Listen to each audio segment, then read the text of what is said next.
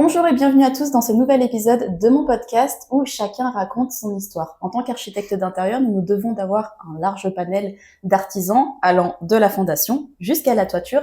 Et justement, en parlant de toiture, aujourd'hui, nous allons parler d'un métier de couvreur étancheur. Et pour ce faire, j'accueille avec moi aujourd'hui Jorik. Bonjour Jorik. Bonjour Héloïse. Comment vas-tu ? Ça va super, et toi ? Ça va, merci beaucoup. Je suis ravie de t'avoir avec moi aujourd'hui sur ce podcast. Donc avec Jorik, on se connaît quand même depuis pas mal de temps maintenant. Donc moi, je connais un petit peu ton parcours, mais le but c'est que tu parles un petit peu de tout ça à nos auditeurs, savoir un petit peu par où tu es passé pour en arriver où tu es aujourd'hui concrètement. Donc est-ce que tu es prêt un petit peu à parler des défis, de la technique, d'un métier aussi très physique ? Bien sûr, avec grand plaisir. Et je suis là pour ça.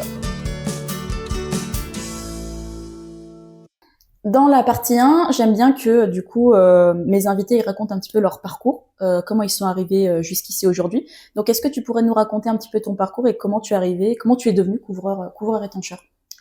Alors, de base, moi je voulais être charpentier. Mm-hmm.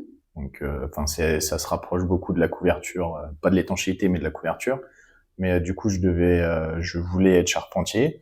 Donc moi j'ai fini les études, j'ai passé le brevet des collèges et après je suis parti dans le bâtiment. Mais du coup à cet âge-là j'étais un petit peu trop jeune et en charpente je trouvais pas d'entreprise. Okay. Donc la petite anecdote en fait c'est que mon père a refait faire la toiture de la maison et il a discuté avec les ouvriers qui refaisaient la couverture et il a dit que moi je voulais faire charpentier ou couvreur, bref. Et du coup, il a dit, mets ton fils chez les compagnons, c'est un petit peu le top en termes d'école et tout pour apprendre, pour l'apprentissage des métiers du bâtiment. Et du coup, je suis parti en couverture à 15 ans. J'ai fait un CAP de 2 ans en couverture. Ensuite, j'ai fait un CAP de 1 an en étanchéité. Et ensuite, un BP pendant 2 ans en étanchéité. Ok, et tu t'as fait où ces études ? C'était dans quel coin ? Ça, donc le CAP couverture, je l'ai fait à Lyon. Donc, okay. À l'association des compagnons. Ensuite, je suis allé à la fédération Compagnie unique des métiers du bâtiment à Grenoble, à Échirolles. Ok. Du coup, couvreur étancheur, est-ce que tu pourrais nous faire un petit peu qu'est-ce que c'est le rôle de ce métier, vite fait une petite définition ? Du coup, la couverture et l'étanchéité, il y a un petit peu la définition dans le mot. La couverture, on est là pour couvrir l'enveloppe du bâtiment, parce que la couverture, ça englobe le toit, la couverture, mais aussi le bardage, donc tout ce qui est façade métallique, industrielle, bardage bois, trespas, etc. Donc, on est là pour que la maison soit étanche, en fait, que l'eau ne s'infiltre pas. Donc, il peut y avoir des toitures en tuiles, en ardoise. Après, il y a l'étanchéité, c'est plus sur les toitures plates, avec la nouvelle architecture qu'on a maintenant. Donc ça, c'est plus... donc l'étanchéité, c'est du bitume ou du PVC. Et au niveau du métier, parce que du coup, étant donné que tu voulais devenir charpentier avant, qu'est-ce qui t'a attiré plus dans le métier du coup de couvreur étancheur ? Parce que ça fait un petit moment maintenant que tu es là-dedans au final. Oui, ça va faire bientôt 10 ans. Une vraie carrière, ça fait déjà une petite carrière. C'est pas mal. À notre âge, je pense que... Sachant que j'ai que 25 ans, oui, c'est vrai que ça fait... j'ai l'impression que j'ai déjà une carrière derrière moi, mais bon, c'est comme ça. Je voulais être charpentier, j'ai pas trouvé d'entreprise là-dedans, parce que en fait, de base, je voulais vraiment travailler le bois, parce que je trouve que travailler le bois, c'est un métier qui est assez noble, c'est un beau métier, même si les métiers évoluent quand même de nos jours, et la charpente de maintenant n'est pas la même qu'avant. Après, je suis parti dans la couverture, parce que il y a aussi du bois, il y a un peu de tout, il y a de la zinguerie, tout ce qui est cuivre, zinc, aluminium, tous les chéneaux, les caniveaux, le joint de boue, pour ceux qui connaissent. Mais je voulais être dehors en fait, donc c'est pour ça que je suis parti dans le bâtiment, je me voyais pas derrière un bureau au début. On le savait tous dès le départ, que tu n'aurais pas été derrière un bureau. Donc c'est pour ça que je suis parti dans la couverture, après j'ai appris ça, j'ai vraiment aimé ce que j'ai appris. Après, je suis parti dans l'étanchéité parce que je voulais avoir plusieurs cordes à mon arc dans ce métier. Donc, je suis parti dans l'étanchéité. Je suis un peu resté dans l'étanchéité pour on va dire, la facilité du métier, pas en termes physiques, parce que l'étanchéité, je pense que c'est l'un des métiers les plus durs dans le bâtiment, parce que les rouleaux sont très très lourds.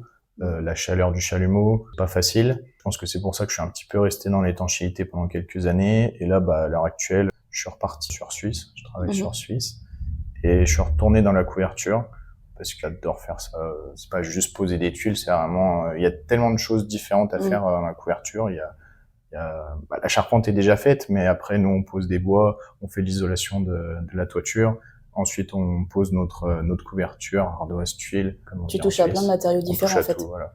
Donc c'est ça qui est vraiment bien dans ce métier, parce qu'au final, c'est comme tu disais, en 10 ans en plus, t'as le temps de découvrir plein de choses. Est-ce que du coup, tu as fait plusieurs boîtes? Oui, j'en ai fait 4 ou 5. C'est déjà pas mal. Après, moi, c'est mon avis, mais j'aime pas rester 5, 10 ans dans une entreprise. Pour moi, c'est assez compliqué. Parce que j'aime bien voir différentes entreprises, quoi, parce que chaque entreprise elles ont quasiment toutes les mêmes problèmes, mais elles ont quand même des façons de faire différentes.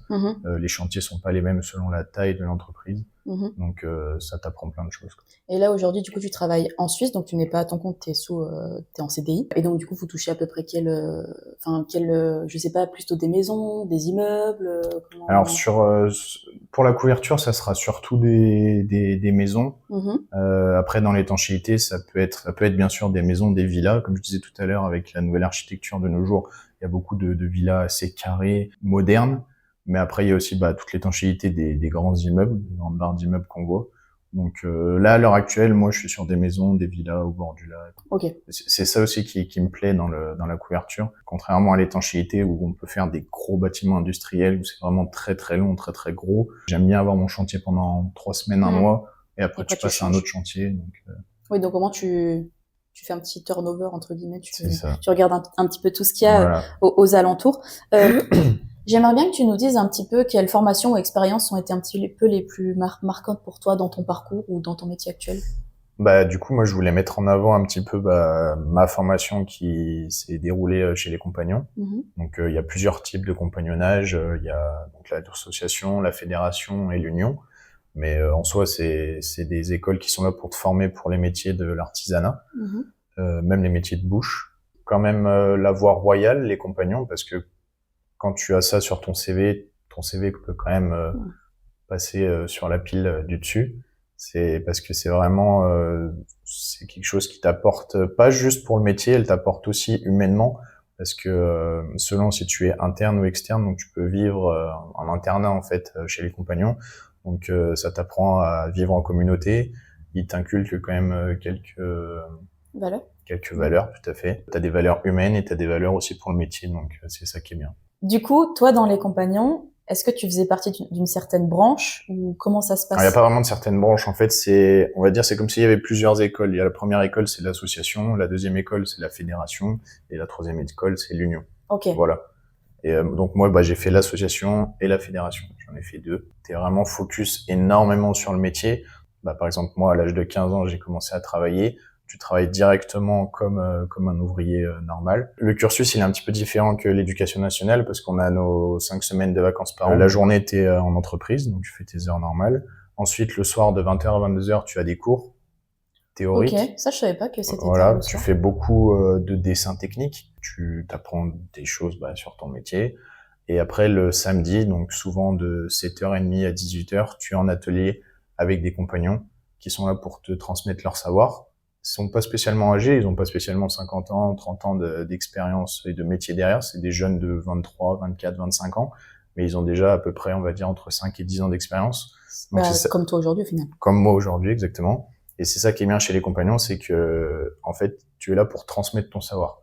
T'as un compagnon qui te transmet son savoir, et toi, plus tard, tu transmettras le tien aux générations futures. Et toi, du coup, est-ce que tu as fait tout le cursus des compagnons ou juste une partie? Parce que je crois que ça, c'est possible de faire ce genre de choses. C'est ça. Alors, les compagnons, ça peut être une durée très limitée, ou quand même assez longue, on va dire, sur 7-8 ans. Donc, quand tu es apprenti, à peu près 2 ans, t'es un lapin. On appelle ça comme ça, les lapins, c'est les apprentis dans n'importe quel métier, on est des petits lapins. Tu passes ton diplôme, ton CAP, et après tu peux te faire donc adopter pour rentrer, on va dire, dans la grande famille des compagnons et pouvoir partir sur le Tour de France. Et ce qui est bien avec le Tour de France, c'est que comme son nom l'indique, tu tournes dans toutes les villes de France pendant plusieurs mois pour découvrir les différentes façons de faire, parce que surtout dans la couverture, entre par exemple à Lyon ou à Paris, c'est deux façons de faire totalement différentes. Ok. Il y a les toits de chaume, par exemple, en Bretagne. Et par ici, il peut y avoir des toits en lauze ou autre, donc c'est de la grosse pierre. Oui, ok. Donc, il y a vraiment des façons différentes de travailler partout en France. Donc, ça t'apprend plein de choses. Plein de choses. Ouais. Donc, du coup, toi, t'as retiré quand même énormément d'expérience de là-bas. Tout à fait. C'est ce qui t'a amené aujourd'hui à savoir aussi ce que tu veux faire. Par la suite, effectivement, on a beaucoup parlé de dire que ton métier était quand même très physique, très technique aussi. Donc j'aimerais bien qu'on parte là-dessus pour la partie 2, de dire qu'en fait c'est un métier exigeant. Je pense qu'on peut dire ça du coup. Oui, on peut Et bah carrément parfait. dire ça. On va partir là-dessus alors. Peux-tu nous expliquer un petit peu en quoi consiste exactement ton travail au quotidien? Le travail consiste à faire l'étanchéité d'une maison, d'un immeuble, d'une villa, tout ce que vous voulez. La plupart du temps, ça dépend si on est en rénovation ou dans du neuf. Si par exemple on est dans la rénovation, bah on va arracher, pour ce qui est de l'étanchéité, on va arracher toute l'ancienne étanchéité, l'ancienne isolation. On peut de temps en temps remettre une étanchéité sur l'ancienne. Ça dépend l'ancienneté de l'étanchéité, l'état et s'il n'y en a pas déjà une qui a été reposée dessus. Donc on arrache tout, on nettoie tout le support et ensuite bah on refait exactement ce qui a été fait avant. Ok. Voilà. Et après bah pour la couverture, c'est un petit peu la même chose. Hein. On enlève l'ancienne couverture, on nettoie tout le support. Ensuite on refait s'il faut, on refait la charpente un petit peu, on refait l'isolation et on refait la couverture, on repose. Ok. Est-ce que du coup vous avez quand même des charpentiers qui viennent vous travaillez en même temps que des charpentiers ou pas du tout? Enfin comment ça se passe cette Alors relation? ça dépend, oui, mais c'est pour ça qu'aussi j'aime bien faire la différenciation entre charpentier et couvreur, parce que quand je parle de mon parcours, tout le monde dit ah mais t'es charpentier ou autre. Non, je ne suis pas charpentier. Charpentier et couvreur, c'est deux choses différentes. C'est des métiers qui se suivent. Donc la charpente vient avant la couverture vient après la charpente. Mais du coup, c'est vraiment deux métiers totalement différents, quoi. En fait, vous imbriquez entre guillemets, enfin vous suivez, voilà, vous complétez. On se complète. Vous complétez, mais c'est pas le même métier. C'est pas le même Comme métier, architecte totalement. d'intérieur, architecte au final. Exactement. Ça revient au même. Quels seraient tes défis techniques ou physiques que tu rencontres le plus souvent sur tes chantiers, sur les chantiers? Bah, les défis physiques, c'est les charges lourdes, tout ce qui est bois, ça peut être très lourd, tout ce qui est rouleau, c'est très lourd, les tuiles aussi. Après, bah, il y a les intempéries, la météo. Selon les entreprises où tu travailles, tu peux avoir des intempéries et te mettre à l'abri s'il pleut ou autre. Moi, ça m'est pas spécialement arrivé dans toute ma carrière. Donc, bah, tu t'adaptes, tu mets des vêtements de pluie. Et puis bah on va pas se mentir, tu subis un petit peu les différents. Mine de rien, tu travailles, tu travailles parce que aussi, après ça dépend. Par exemple dans l'étanchéité, quand il pleut, tu peux pas travailler parce que travailler l'étanchéité avec de l'eau, bah on peut pas, ça sert à rien. Il faut quand même que le travail soit fait proprement. Donc on essaye de trouver d'autres choses à faire. Mais c'est vrai que les aléas de la météo, on les subit énormément, que ça soit la pluie, le froid, la neige et en été la chaleur. Donc c'est vrai que c'est pas facile, quoi. Est-ce que tu as eu un chantier où justement par rapport aux conditions météorologiques, c'était très compliqué ou pas du tout? Enfin, comment vous avez pallié à ça au final? Parce que tu dis que tu subis, mais il faut bien que le chantier avance aussi. Donc comment vous fonctionnez? Bah par exemple, j'avais un chantier quand je travaillais sur Grenoble. C'était en plein été, donc il faisait très vite, très très chaud, à 9h, 10h. Donc on s'était arrangé avec mon patron pour pouvoir commencer à 4h du matin. Okay. Donc on faisait du 4h midi et pour travailler à la fraîche, quoi. Et mais justement parce que du coup là c'était quoi comme chantier? C'était de l'étanchéité. Oui, mais c'était une maison, c'était un immeuble. C'était à l'université de JR. Donc c'était on va dire une petite barre d'immeuble, toiture plate. Et du coup la mairie, enfin les villes vous autorisent à bosser comme ça parce que 4h du mat ça peut faire du bruit, ça dépend de la localisation du chantier. Là, en l'occurrence, c'était dans le campus universitaire, donc c'était pendant les vacances de juillet ou de août. Ah oui, donc il y avait plus personne, donc on pouvait se permettre de travailler à 4h du matin. Mais sinon, c'est quand même compliqué de faire avant 7h. En été, quand tu es chez les clients, quand tu es en ville, faut quand même faire attention au bruit parce que les clients veulent être tranquilles, ce qui est normal. Mais c'est vrai que il faut toujours trouver un bon compromis parce que le problème, c'est que de temps en temps, quand il pleut trop, quand il fait trop chaud en été, nous, au bout d'un moment, on peut pas. Vous pouvez plus travailler. Voilà, on n'est pas des machines. Donc, il y a, de temps en temps, ça devient même dangereux pour nous de travailler. Donc, il faut toujours trouver une solution. Et justement, tu parles de dangerosité. Au niveau des règles et des normes, comment ça se passe pour vous? Est-ce que vous êtes assuré, je sais pas, avec des baudriers ou des choses comme ça? Ou ils mettent quoi en place les entreprises? Je pense que toutes les entreprises déjà ne travaillent pas pareil. Oui. Peut-être potentiellement. Mais sur la sécurité, normalement, toutes les entreprises doivent travailler pareil. Donc la plupart du temps, normalement, on met ce qu'on appelle des garde-corps tout autour des toitures plates, ou alors en couverture, il y a des échafaudages qui montent un tout petit peu plus haut que la toiture. Et si jamais il y a les échafaudages, alors là, on n'a pas besoin d'être en baudrier parce que le risque de chute et diminuer avec l'échafaudage. Donc Mais ça arrive quand même, ça peut arriver aussi. les chutes. Ouais. Ah oui, bien sûr. Oui. Et ça t'est déjà arrivé toi ou pas? 1 ou 2 fois, oui. C'est vrai? Pas des chutes dangereuses, mais oui, j'ai déjà glissé sur un toit. Ouais. Ne serait-ce que cette semaine, j'ai glissé. Ah bah bravo. Bah voilà. Là, j'ai un petit bleu sur les fesses. Nickel. Tu trouvais que c'était un métier un petit peu passion au final parce que ça fait quand même 10 ans que t'es dedans. Est-ce qu'on pourrait appeler ça comme ça ou pas du tout? Je sais pas. Moi, j'aime pas trop ce terme de métier passion. Là, à l'heure actuelle, je m'y retrouve plus dans ce que je fais dans la couverture. Après, c'est vrai que, enfin, j'aime travailler avec mes mains. De là à dire que c'est un métier passion, je sais pas, parce que c'est quand même pas facile, comme on l'a déjà dit avant. Je sais pas si on peut dire qu'il y a des avantages et des inconvénients, mais on fait des belles choses, mais c'est vrai que c'est pas facile. Parce que, par exemple, là, sur Suisse, il faut quand même que je me lève très tôt. Ensuite, on fait quand même des belles journées. Donc, c'est pas facile, quoi. Oui, puis vous vous adaptez aussi mine de rien à la. Et justement, alors moi j'aimerais bien qu'on parte pour la prochaine partie du moins, les perspectives un petit peu de ton métier. On pourrait parler, bah, du coup, t'as pas dit forcément passion, mais qu'est-ce que tu aimes au final dans ce métier. Donc j'aimerais bien qu'on parte un petit peu là-dessus pour la suite.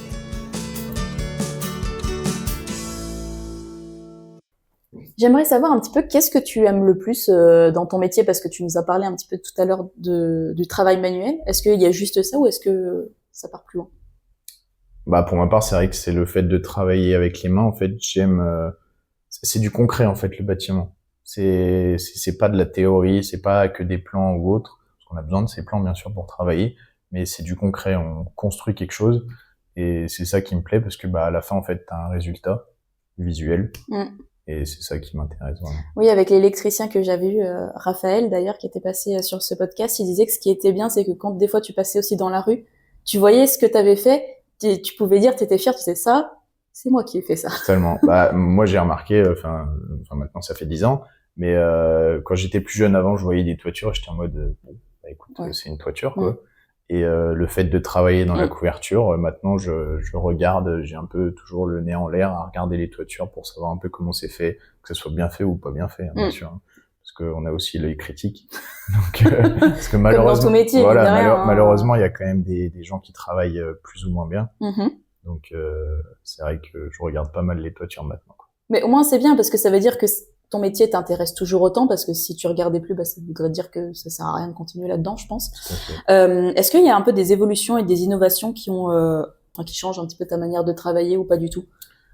Alors moi, ce que j'aime bien dire dans le bâtiment et surtout dans la couverture, c'est que la technologie va nous aider et nous aide. Par exemple, pour les charges, tout ce qui est grue ou autre machin. Mais elle va jamais nous remplacer.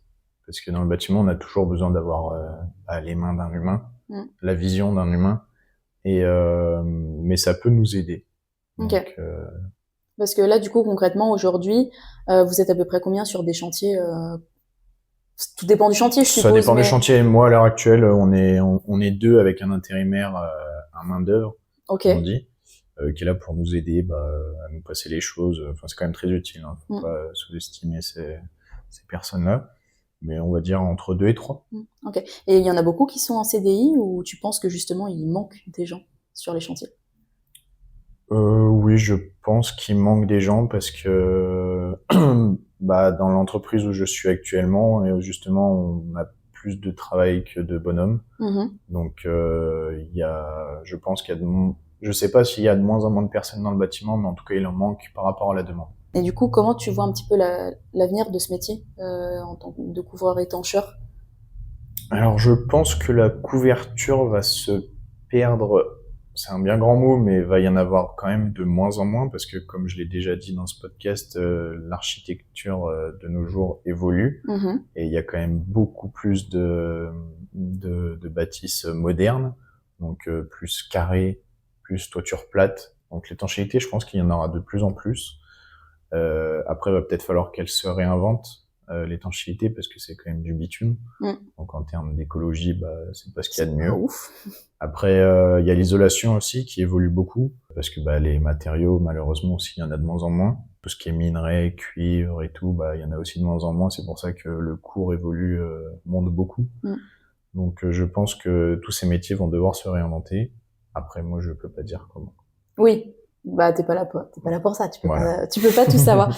Justement, tu parlais un petit peu, bah voilà, on parlait, est-ce qu'il y a beaucoup de jeunes ou pas du tout? Est-ce que il manque de main d'œuvre? Je pense que ça serait bien qu'on parte là-dessus justement sur la partie 4, qu'on parle un petit peu potentiellement des conseils. Quels conseils tu donnerais peut-être à des jeunes qui se lancent, etc.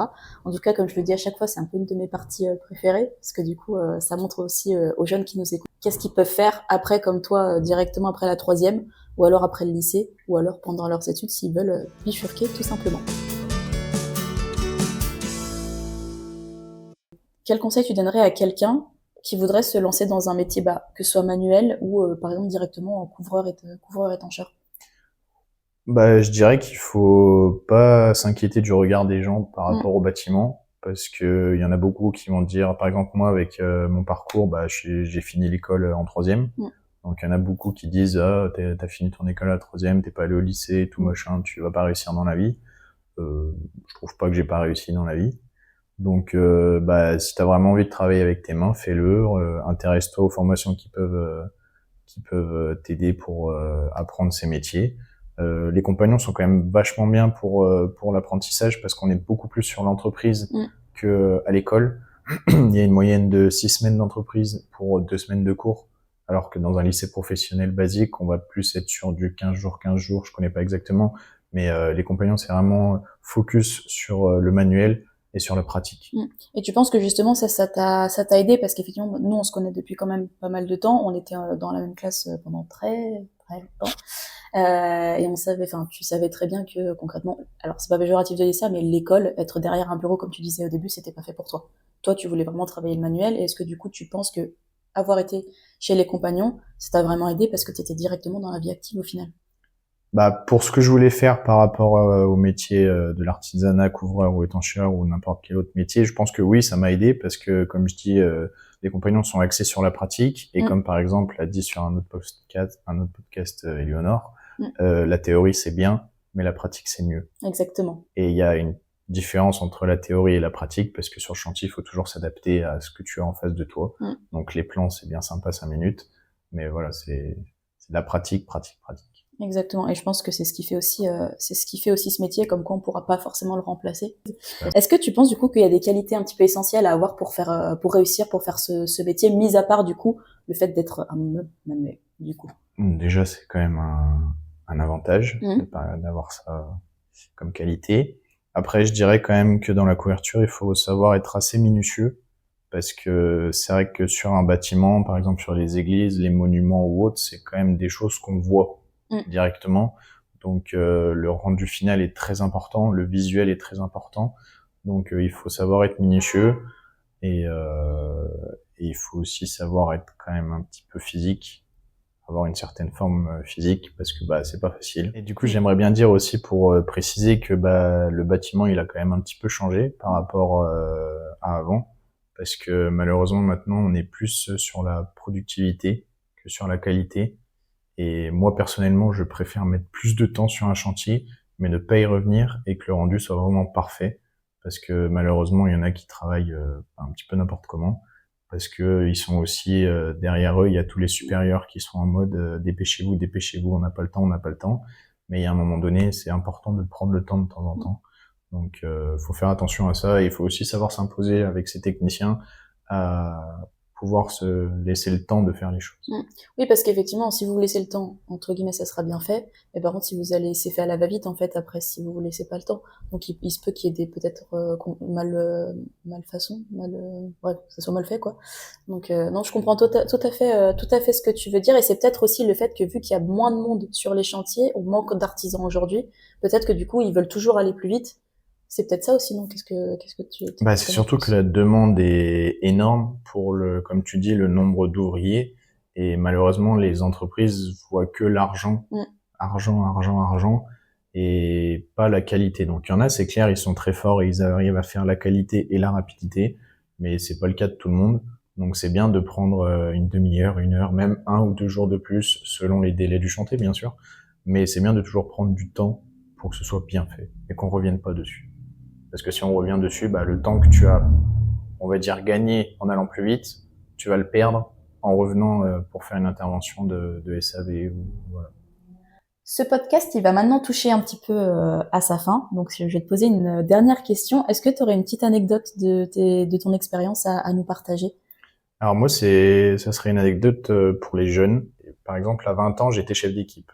Donc c'est quand même, je trouve, pas mal. Un bon C'est poste. quand même assez jeune pour être chef d'équipe. Et donc j'avais un chantier à gérer et j'avais des gars donc qui étaient bien sûr plus âgés que moi. Mais le client était très gentil avec nous, il nous donnait à boire le matin, tous comme il fallait toute la journée. Et en fait, c'est pas que j'ai fait du zèle pour ce chantier-là, mais comme c'était un de mes premiers chantiers où c'est moi qui gérais, j'ai vraiment voulu faire les choses très très bien. Et du coup, le client 2 fois nous a donné une petite enveloppe avec des pourboires dedans. Bon, c'est assez rare, hein, on va pas se mentir, mais ça fait très plaisir quand on le reçoit. Et il m'a pris à part pour me dire comme quoi c'était très très bien comment je travaillais, le rendu du chantier, comment je respectais aussi mes collègues, mes ouvriers. Parce que par exemple à cette époque j'étais avec quelqu'un qui avait 62 ans. Ok. Donc lui il était plus proche de la retraite que du début.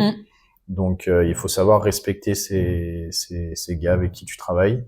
Et le respect c'est mutuel. Si tu les respectes, ils te respectent. Et le travail sera bien fait.